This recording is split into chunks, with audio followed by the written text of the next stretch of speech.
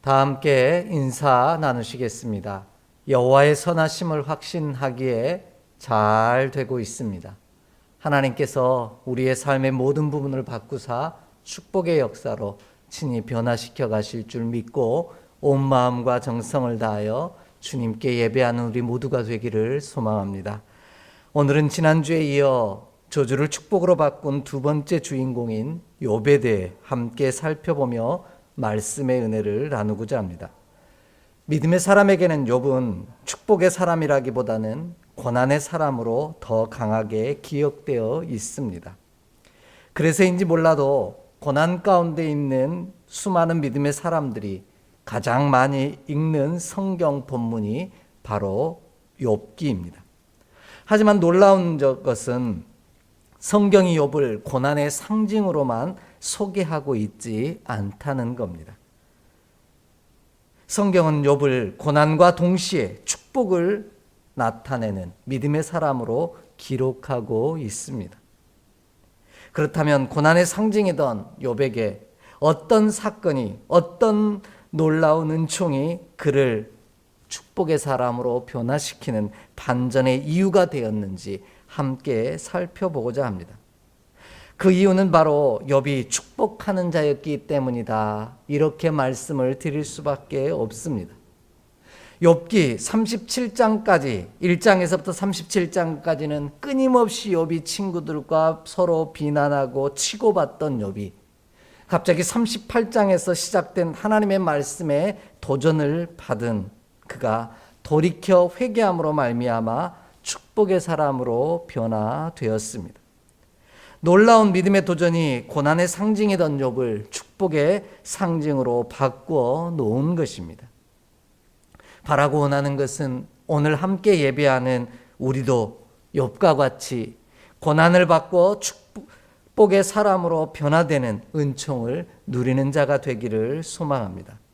하나님께서 고난의 사람 욥을 축복의 사람으로 바꿔 놓으신 것처럼 우리도 고난이 아닌 축복의 사람으로 바꿔 놓으시기를 원합니다. 이 놀라운 은총의 사건의 중심에 있는 말씀이 바로 오늘 본문으로 이 말씀을 통하여 축복의 사람으로 변화된 욥처럼 우리도 변화되기를 간구하며 말씀의 은혜 속으로 함께 들어가기를 원합니다. 먼저 저주를 축복으로 바꾼 축복의 사람 욥의 특징은 자신이 먼저 저주를 돌이켜 축복의 사람으로 변화하였다라는 것입니다. 10절 말씀을 함께 읽겠습니다. 욥이 그의 친구들을 위하여 기도할 때 여호와께서 욥의 곤경을 돌이키시고 여호와께서 욥에게 이전 모든 소유보다 갑절이나 주신지라. 아멘. 욥은 자신을 비난하고 저주하던 친구들을 위하여 기도합니다. 이는 욥이 먼저 돌이켰다라는 뜻입니다.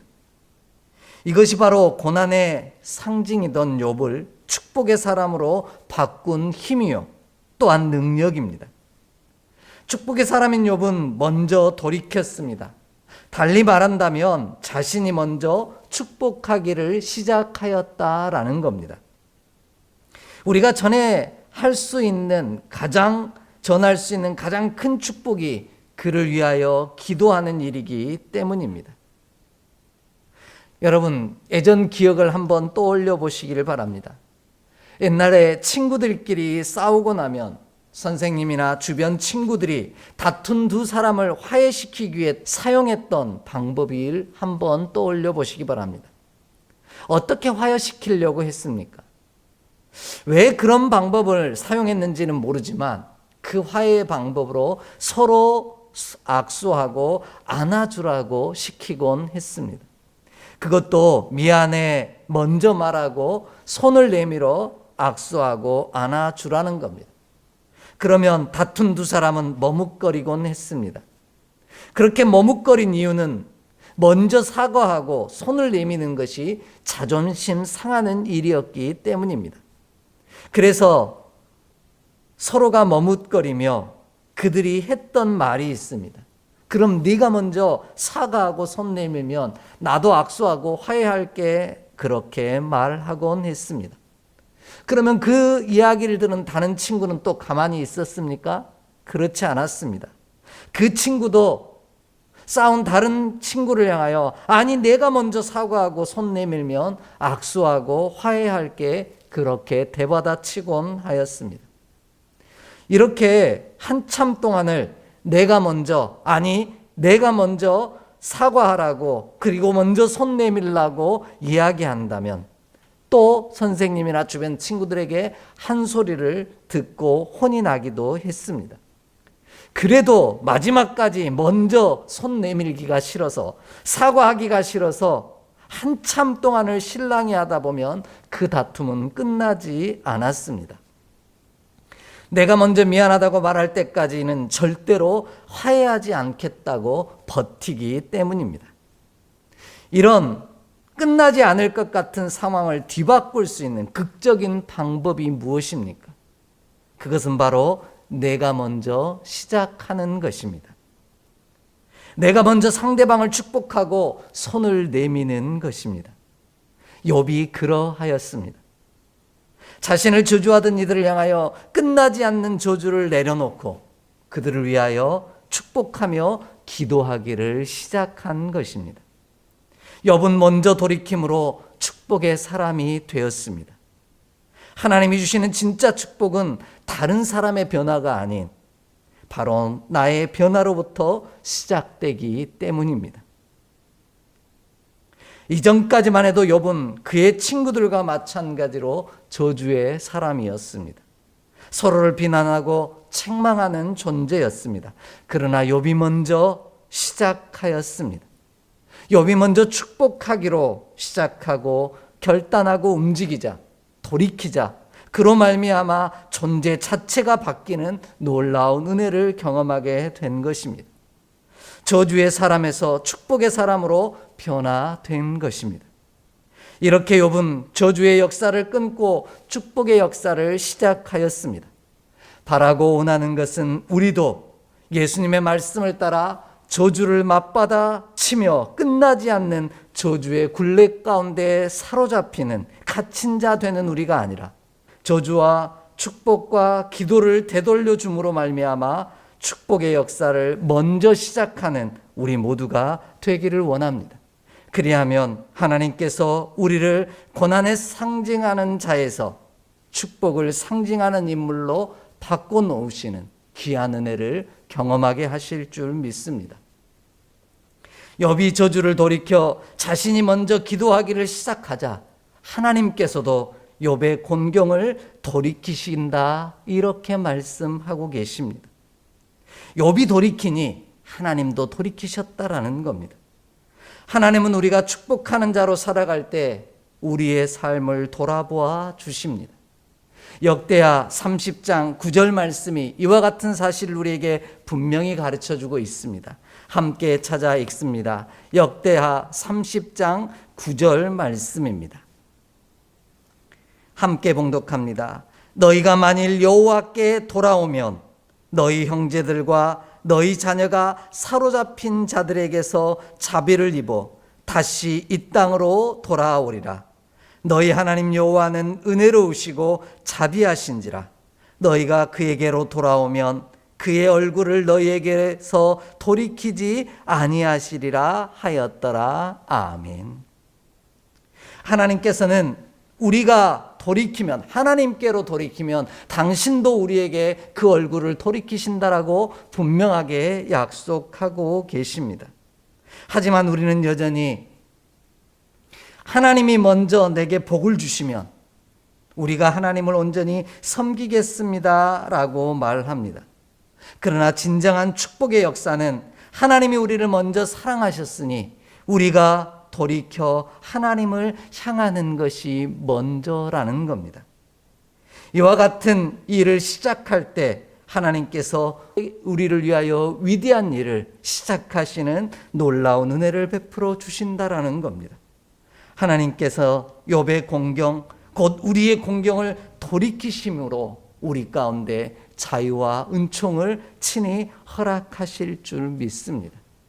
왜냐하면 공경이라는 이 단어는 쉐부트 혹은 쉐비트라고 읽는 단어인데요. 포로로 사로잡히다라는 말에서 유래한 단어이기 때문입니다. 추방 혹은 죄수 또는 포로라는 뜻을 가지고 있는데요. 우리가 저주하고 비난하는 자로 살아갈 때 우리는 저주와 우리가 그렇게 저주하는 그 저주와 비난의 포로가 되어 사로잡히는 존재가 되고 만다라는 말씀입니다. 이러한 저주와 비난이 포로에서 나를 자유케 하시는 이는 바로 하나님밖에 없다라는 것입니다. 하나님께서는 욥의 곤경을 돌이키심으로 저주로부터 사로잡히지 않게 하시고 빠져나오게 하사 자유하게 하셨습니다. 하나님이 주시는 진짜 축복은 우리로 저주에 사로잡히지 않게 하시는 것입니다. 저주하고 비난하는 일로부터 자유롭게 되는 일입니다. 축복의 사람으로 변화되는 일이 바로 여기에 있습니다. 그래서 로마서 6장 12절로 14절을 보면 우리 몸을 죄가 지배하지 못하게 하고 불의의 무기로 죄에게 내어주지 말라고 분명하게 말씀하고 계십니다. 우리 몸을 의의 무기로 하나님께 드리라는 겁니다. 그리하면 하나님께서 친히 우리를 주장하사 은혜 안에 머물게 하신다라고 약속하고 계십니다. 그러므로 우리는 우리의 몸을 죄가 지배하지 못하도록 저주에서 벗어나 축복을 먼저 시작하는 자가 되기를 원합니다.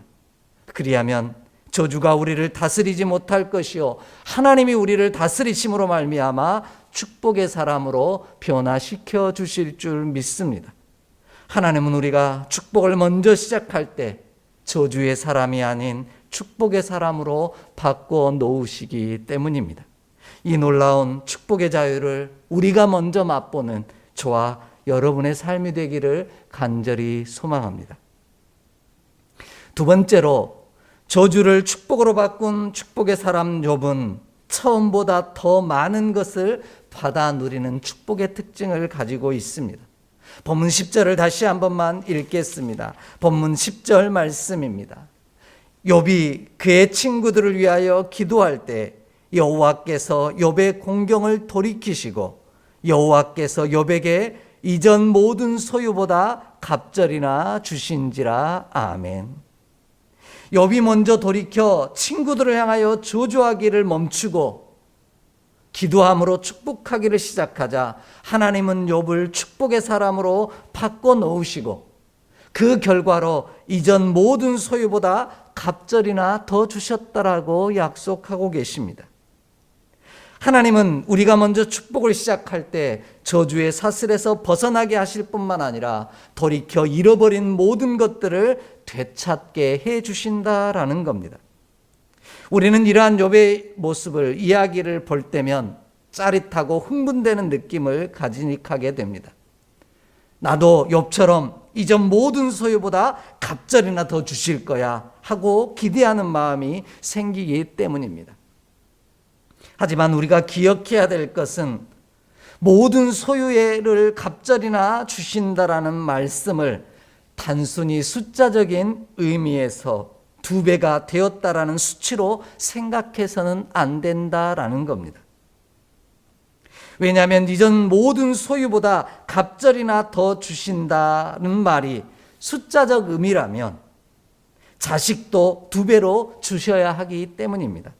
그러나 다음 말씀들을 살펴보면 재산은 2배로 주셨지만 잃어버린 자녀들은 2배로 주지 아니하셨습니다. 그러므로 우리는 욥이 축복의 사람으로 먼저 축복을 시작하자 이전 소유보다 갑절이나 주신다라는 말씀을 숫자적으로 해석해서는 안 된다라는 겁니다.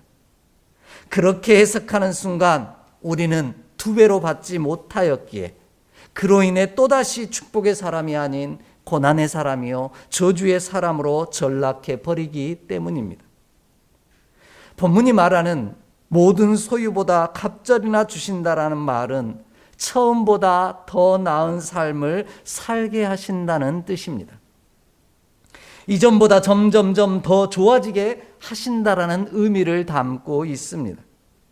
축복의 사람은 욥기 17장 9절에서 말씀하신 것처럼 의인은 그 길을 꾸준히 가고 손이 깨끗한 자는 점점 힘을 얻게 된다라는 말씀처럼 처음보다 나중이 더 아름다운 모습으로 변화되는 사람을 이야기하는 것입니다. 하나님이 그를 죄 아래, 저주 아래 두시는 것이 아니라 은혜 안에 두시기 때문에 나타나는 특징입니다. 이를 더 구체적으로 설명하고 있는 단어가 바로 갑절이나라는 단어로 번역하고 있는 미시네라고 하는 단어입니다. 갑절이나라는 단어로 번역하고 있는 이 미시네는 본래 의미는 반복 또는 사본이라는 뜻을 가지고 있습니다. 복사한 상태를 나타내는 단어입니다. 더 나아가 이 단어는 접다 이런 뜻을 가지고 이것에서 유리한 말입니다. 결국 처음을 반복하셨다라는 뜻입니다.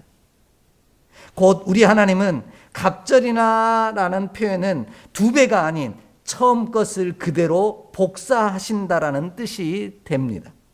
그래서 결국 욥기 오늘 우리가 보았던 42장 12절은 여호와께서 욥의 말년에 욥에게 처음보다 더 복을 주시니 이렇게 말씀하고 계십니다.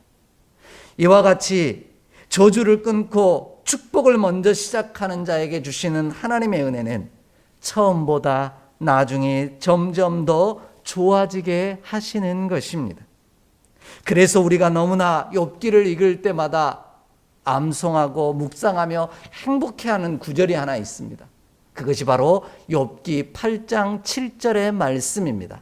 굳이 찾지 않아도 다 아실 만한 말씀입니다. 우리 함께 고백해 볼까요? 내 시작은 미약하였으나 내 나중은 심히 창대하리라. 아멘. 우리는 이 구절을 욥기를 묵상할 때마다 가장 큰 은혜와 위로로 받는 귀한 말씀입니다. 바로 지금은 보잘것없지만 점점점 더 좋아지게 하신다라는 겁니다. 이것이 바로 저주를 받고 축복을 먼저 시작하는 자에게 허락하신 하나님의 은혜요. 축복의 사람이 누리는 가장 큰 복임을 기억하는 우리가 되기를 원합니다. 우리도 축복의 사람 욥과 같이 저주의 사슬을 끊어내고 축복을 먼저 시작하는 자가 되기를 원합니다. 우리가 먼저 돌이키면 하나님께서도 우리를 향하여 돌이키사 점점점 더 좋아지게 하는, 더 복되게 하는 날을 누리게 하실 줄 믿습니다. 이 은총이 저주의 사슬을 끊고 축복으로 새 역사를 시작하는 우리 모두에게 동일한 은혜로 임하기를 간절히 소망합니다. 마지막으로요, 저주를 축복으로 바꾼 축복의 사람 욥은 저주의 사슬을 끊고 먼저 축복하기를 시작하자 자신을 비난하는 이들도 돌이키게 만드는 은혜를 누렸습니다. 본문 11절 말씀 함께 읽겠습니다. 11절입니다. 이에 그의 모든 형제와 자매와 이전에 알던 이들이 다 와서 그의 집에서 그와 함께 음식을 먹고 여호와께서 그에게 내리신 모든 재앙에 관하여 그를 위하여 슬퍼하며 위로하고 각각 쾌시타 하나씩과 금고리 하나씩을 주었더라. 아멘. 욥이 저주를 돌이켜 축복을 먼저 시작하자 하나님께서 돌이키셨을 뿐만 아니라 그의 모든 형제와 이웃들이 돌이키는 역사가 벌어졌다라는 겁니다. 이전에는 쳐다도 보지 않던 그들이 욥과 더불어 함께 음식을 먹고 여호와께서 그에게 내리신 모든 재앙에 관하여 그를 위로하고 함께 슬퍼했다라는 겁니다. 더군다나 각각 쾌시타 하나씩과 금고리 하나씩을 욥에게 되돌려주는, 또한 주는 그런 귀한 은혜도 누리게 하였습니다. 이는 깨어지고 무너진 관계가 회복되었다라는 뜻입니다. 하나님은 우리가 먼저 저주가 아닌 축복을 시작하는 자로 돌이킬 때 우리를 비난하던 이들을 돌이켜 축복하는 이로 바꿔 놓으십니다. 깨어지고 무너진 관계를 회복시켜 주신다라는 의미입니다. 때론 육체적인 고통보다 우리 삶의 더 큰 고통은 관계가 깨어지는 그 순간 받는 고통이 더 클 때가 참 많습니다. 지금도 마찬가지이지만 유대인들의 사회는 홀로 생활할 수 없는 공동체였습니다. 그래서 그들의 삶은 운명 공동체였습니다. 나병 환자가 깨끗함을 입고 나면 반드시 제사장에 가서 보이고 예물을 드림으로 예배를 드릴 때 공동체로 합류하게 하시는 은혜를 베풀어 주셨습니다. 그만큼 신앙 공동체의 일원으로 관계가 회복되어지는 일이 그 무엇보다 중요한 의미를 갖고 있다라는 겁니다. 왜 그러냐면 이것이 바로 공감하게 하신다라는 의미를 담고 있기 때문입니다. 축복 가운데 가장 큰 복은 내 곁에 있는 이들이 나의 아픔과 나의 기쁨에 공감해 주는 사건입니다. 나의 아픔에 함께 아파해 주고 나의 기쁨에 함께 즐거워해 주는 것이 바로 가장 큰 축복이라는 겁니다. 사랑하는 이의 아픔을 나 몰라라 하고 외면하는 것이 아니라 함께 슬퍼하고 위로하며 도움의 손길을 더하는 것처럼 큰 축복이 없는 것입니다. 예수님은 우리의 아픔에 공감하시고 우리의 기쁨에 함께 하셨던 분이십니다. 그래서 하나님께서는 모든 병든 것들과 약한 것들을 고치셨다라고 분명히 말씀하고 계십니다. 우리 함께 좀 찾아 읽겠습니다. 마태복음 9장 35절로 36절의 말씀입니다. 마태복음 9장 35절로 36절의 말씀입니다. 함께 봉독합니다. 예수께서 모든 도시와 마을에 두루 다니사 그들의 회당에서 가르치시며 천국 복음을 전파하시며 모든 병과 모든 약한 것을 고치시니라. 무리를 보시고 불쌍히 여기시니 이는 그들이 목자 없는 양과 같이 고생하며 기진함이라. 아멘. 하나님께서 주의 자녀들에게 가르치시고 복음을 전파하시고 모든 병과 약한 것들을 고치신 이유가 무엇입니까? 그들이 목자 없는 양같이 고생하며 기진함을 보고 불쌍히 여기셨기 때문이라는 겁니다. 우리의 아픔에 함께 공감하신 하나님께서, 예수님께서 우리를 고치시고 치료하셨다라는 겁니다. 이와 같은 이야기는 성경의 곳곳에 기록되어 있습니다. 예수님은 요한복음 11장을 보면 오라버니가 죽자 그의 영혼을 위해 슬피 울고 있는 마르다와 마리아, 그리고 그 아픔에 공감하고 있는 온 유대인들이 우는 것을 보시고 심령이 비통히 여기시고 불쌍히 여기시고 눈물을 흘리셨다라고 기록하고 있습니다. 예수님은 이처럼 우리의 슬픔과 기쁨에 공감해 주시는 분이십니다. 나의 아픔에 함께 슬퍼해 주고 나의 기쁨에 함께 즐거워해 주는 이가 있다라는 것, 나의 삶에 공감하는 이가 있다라는 것, 이것 자체가 우리 삶의 가장 큰 축복이라는 겁니다. 반대로 누가복음 7장 32절 이하를 보면 예수님께서 심판하시는 말세 지말의 모습이 어떠한지를 비유로 들어 설명하신 문장이 하나 있습니다. 그것은 바로 아이들이 피리를 불어도 너희가 춤추지 아니하고 우리가 곡을 하여도 너희가 울지 아니하였다 함과 같다, 이렇게 설명하고 계십니다. 마지막 시대 심판이 임하는 그 세대는 공감할 줄 모르는 세대라는 겁니다. 아파하는 이와 함께 아파하지 못하고 기뻐하는 이와 함께 기뻐하지 못하는 것, 공감하지 않는 것이 가장 큰 불행이요 심판의 징조라는 겁니다. 우리가 저주의 사슬을 끊어내고 먼저 축복을 시작하는 자로 돌이키면 하나님께서 돌이키사 나에게 공감하지 않던 이들로 공감하도록 만들어 주신다라는 겁니다. 나의 아픔과 기쁨에 공감하여 함께 아파하고 기뻐하는 이들을 우리 곁에 붙여주신다 약속하고 계십니다. 이것이 우리가 받아 누릴 수 있는 가장 큰 축복의 사람임을 반드시 기억하기를 원합니다.